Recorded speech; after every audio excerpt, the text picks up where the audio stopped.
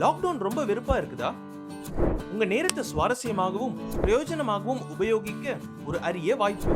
Know your Bible என்ற வாராந்திர online வேத வினா போட்டியில கலந்து கொண்டு உங்கள் வேத அறிவை வளர்த்துக் கொள்ள ஒரு நல்ல சந்தர்ப்பம். கீழே கொடுக்கப்பட்டுள்ள வாட்ஸ்அப் எண்களுக்கு உங்கள் பெயர் மற்றும் உங்கள் ஊரினுடைய பெயரை அனுப்பி பதிவு செய்யுங்க. இந்த போட்டி ஆங்கிலம் மற்றும் தமிழ் மொழியில நடத்தப்படும். மேலும் விவரங்கள் எல்லாமே தனிப்பட்ட முறையில உங்களுக்கு தெரிவிக்கப்படும். ஏன் தாமதம்? உங்களை பதிவு செஞ்சு ஆவிக்குரிய புத்தகங்களை பரிசா வெல்லும் வாய்ப்பை பெறுங்க. கர்த்தர் தாமே உங்களை ஆசீர்வதிப்பாராக.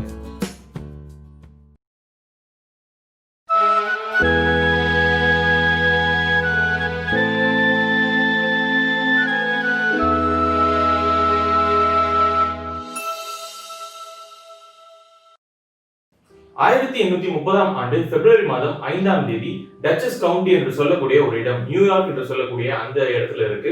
சோ அங்க பிறந்தவர் தான் எட்வர்ட் விண்டர் கிளார்க் என்று சொல்லக்கூடியவர். இவர் கிறிஸ்துவ குடும்பத்துல தான் பிறந்தாரு. சிறு வயதுல இருந்தே பேப்டிஸ்ட் அந்த சபைகளினுடைய விசுவாசத்துல அவர் வளர்க்கப்பட்டாரு. குறிப்பாக அவருடைய 14வது வயதுல அவர் ஆண்டவராக இயேசு கிறிஸ்துவ சொந்த ரட்சகராக ஏற்றுக்கொண்டு அவர் ஞானஸ்நானம் பெற்றிருந்தாரு. அது மாத்திரம் கிடையாது, ஓர்செஸ்டர் அகாடமி என்று சொல்லக்கூடிய ஒரு கல்லூரியில அவருடைய இளநிலை படிப்பை அவர் முடிக்கிறாரு. 1839ஆம் ஆண்டுல இருந்து 1841ஆம் ஆண்டு வரைக்கும் அவர் அந்த படிப்பை முடிச்சுட்டு அவருடைய மாஸ்டர்ஸ் டிகிரிக்காக பிரவுன் யூனிவர்சிட்டி என்று சொல்லக்கூடிய ஒரு யூனிவர்சிட்டி, அது ஒரு கல்லூரியில அவர் போய் சேர்றாரு. 1857ஆம் ஆண்டுல அவருடைய எல்லா படிப்பும் அவர் முடிச்சுட்டு அதுக்கு பிறகு அவருக்கு பிரீச்சிங் மேல ஆர்வம் ஏற்பட ஆரம்பிச்சது. அதாவது ஆண்டவராகிய இயேசு கிறிஸ்துவினுடைய ஊழியத்தை செய்யணும் அப்படிங்கிற அந்த ஆர்வம் ஏற்பட ஆரம்பிச்சது. அதன்படியாக 1859ஆம் ஆண்டுல அவர் முதலாக ஆண்டவராகிய இயேசு கிறிஸ்துவினுடைய ஊழியத்திற்கென்று அவர் அபிஷேகம் பண்ணப்படுறாரு. அவருடைய மனைவி, அவங்களுடைய பெயர் வந்து மேரி மீட் என்று சொல்லக்கூடியவர்கள். சோ அவருடைய மனைவியும் அதே நாட்டை சேர்ந்தவங்க, அதே நியூயார்க்ல அமேனியா என்று சொல்லக்கூடிய அந்த இடத்தை சேர்ந்தவர்கள். அவங்களும் இதே போல ஊழியம் ஆர்வம் உள்ளவர்களா இருந்தபடினால இவங்களை அவர் திருமணமும் செய்து கொள்கிறாரு. இவர்கள் இருவருடைய மிஷனரி வாழ்க்கை, இல்லாட்டி இவர்கள் இருவருடைய மிஷனரி யோசனையும் ஒன்றாய் இருந்த காரணத்தினால அவங்க இந்தியாவுக்கு மிஷனரி பயணம் மேற்கொள்ளணும் அப்படின்னு சொல்லிட்டு அவங்க ரெண்டு பேருமே விருப்பப்படுறாங்க. நம்மளுடைய எட்வர்ட் விண்டர் கிளார்க் அவர்களும் அவருடைய மனைவியாகிய மேரி மீட் அவர்களும் அவங்களுடைய ஊழியத்திற்கென்று தேர்ந்தெடுத்த இடம் எதுன்னு பாத்தீங்கன்னா நாகாலாந்து என்று சொல்லக்கூடிய இடம், இந்தியாவில் இருக்கக்கூடிய நாகாலாந்து என்று சொல்லக்கூடிய இடம். குறிப்பாக நாகாலாந்துல மோலங்கிமாங் என்று சொல்லக்கூடிய அந்த இடத்துல தான் அவங்களுடைய ஊழிய ஸ்தலம் அங்கு காணப்பட்டுச்சு. முதலாக 1876ஆம் ஆண்டு மார்ச் மாதம் 2ஆம் தேதி இவர்கள் இருவரும் இந்தியாவுக்கு அந்த இடத்துல ஊழியத்தை ஆரம்பிக்கிறதுக்காக அவங்க வராங்க.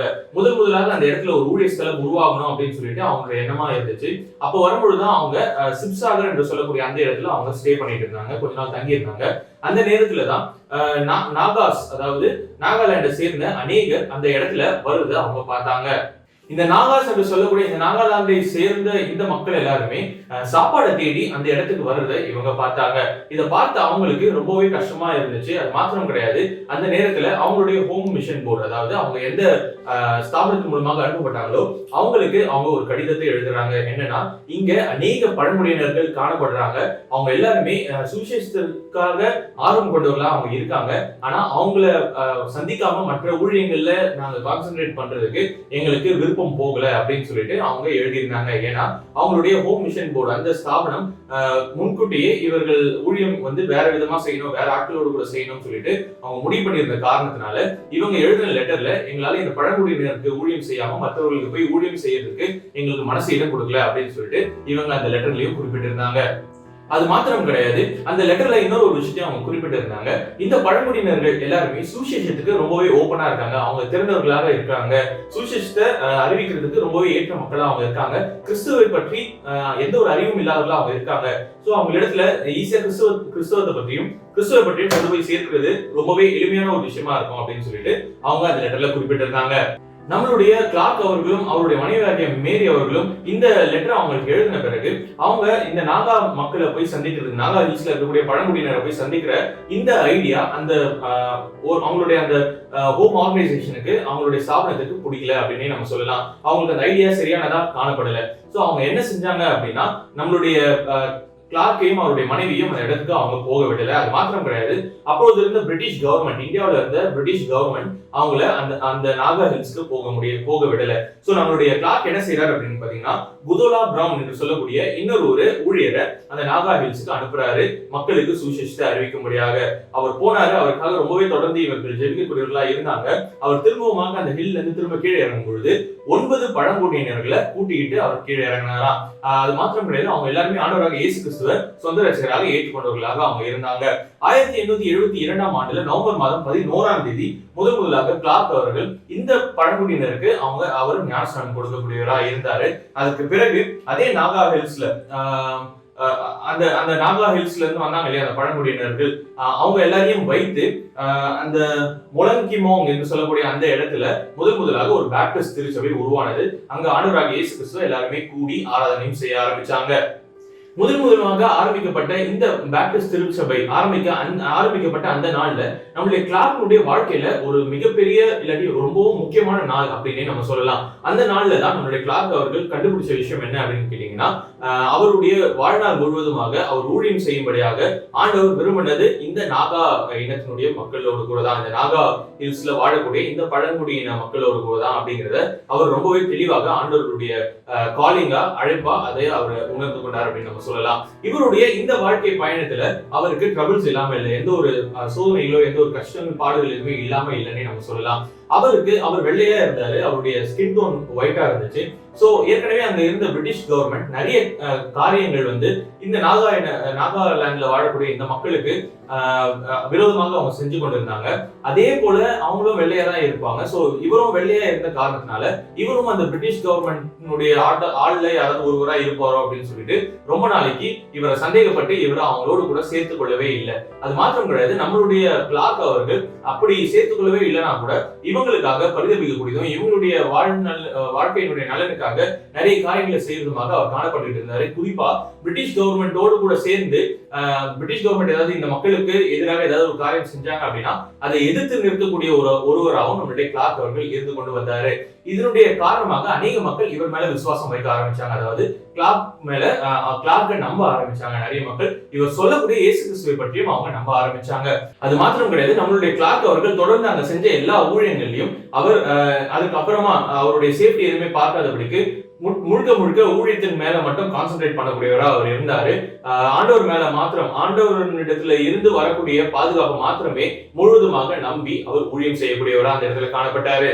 இதுக்கு பேரலாவே நம்மளுடைய கிளார்க் அவர்கள் அந்த பழங்குடியின மக்களினுடைய லாங்குவேஜ், அவங்களுடைய மொழியை நன்றாக கற்றுக்கொள்கிறதுல ரொம்பவே ஆர்வம் காட்டினவரா இருந்தாரு. அது மாத்திரம் கிடையாது, அவங்களுடைய பழக்க வழக்கங்கள், அவங்களுடைய ட்ரெஸ்ஸிங் ஸ்டைல், அவங்களுடைய கல்ச்சர் என்னன்றதெல்லாம் நல்லா தெரிஞ்சுக்க ஆரம்பிச்சாரு. கூடவே சில மருத்துவ காரியங்களையும் அவர் தெரிஞ்சுக்க ஆரம்பிச்சாரு. சோ இதை தொடர்ந்து அவர் அந்த மக்களுக்கு நிறைய மருத்துவ குறிப்புகள், நிறைய மருத்துவ உதவிகளை அவர் செய்ய ஆரம்பிச்சாரு. அநேக மக்களுடைய நோய் நொடிகள் எல்லாமே தீர்க்க ஆரம்பிச்சது. மக்கள் எல்லாருமே இவரை நம்பி வர ஆரம்பிச்சாங்க.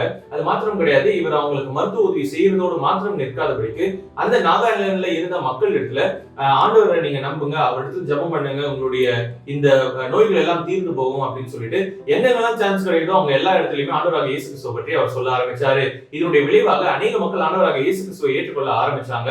அது மாத்திரம் கிடையாது, இவர் இடத்துல போனா நோய் தீர்ந்தது மாத்திரம் கிடையாது, நம்மளுடைய வாழ்க்கைக்கும் சமாதானம் கிடைக்கும் அப்படிங்கிற இந்த ஸ்டேட்மெண்ட்டை சொல்லக்கூடியவர்களாகவும் அந்த மக்கள் இருந்தாங்க அப்படின்னு சொல்லிட்டு இவருடைய வாழ்க்கை வரலாறுல எழுதப்பட்டிருக்கு. அந்த அளவுக்கு அந்த மக்களோடு கூட நெருங்கி இணைந்து பழகக்கூடியவராகவும் அந்த மக்களினுடைய பிசிக்கல் நீட மட்டும் கிடையாது, அவங்களுடைய ஸ்பிரிச்சுவல் நீட் ஆகிய சால்வேஷனையும் அதற்கு நேராக வழிநடத்தக்கூடியவராகவும் நம்மளுடைய கிளார்க் அவர்கள் இருந்திருக்காரு.